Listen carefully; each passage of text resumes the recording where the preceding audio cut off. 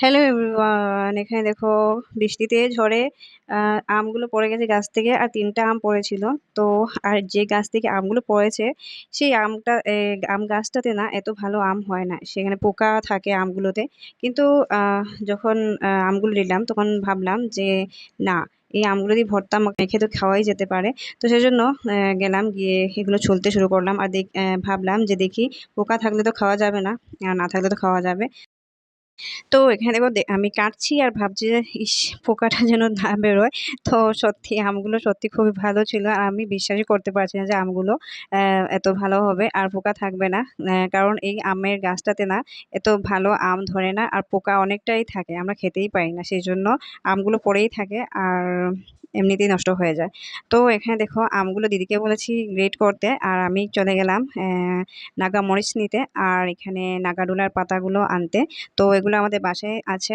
আর হ্যাঁ, যে নাগা মরিচগুলো দেখেছো কতটা মরিচ ধরেছে, আর এগুলো সত্যি এত ঝাল এত ঝাল, আর এমনিতে ভালোই লাগে খেতে, সেন্ট ভালো আসে। তো এখানে নাগাডোলার পাতাও আছে, তো সেগুলো ধুয়ে দিয়েছি, ভরেছিল। তো এখানে দেখো দিদিকে বলেছি নে এগুলো দিয়েই বানা। আর নুন, সর্ষের তেল, আর ছিল লঙ্কা গুঁড়ো।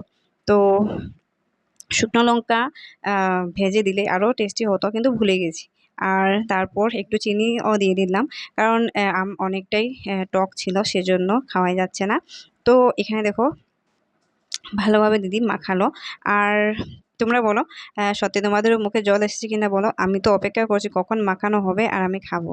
সত্যি আম মাখাটা দেখে না সত্যি মুখে জল চলে আসে, আর ছোটোবেলার কথাও মনে পড়ে যায়। আর ছোটোবেলা তো আমগুলো এমনিতেই কেটে কেটে খেয়ে নিতাম সত্যি।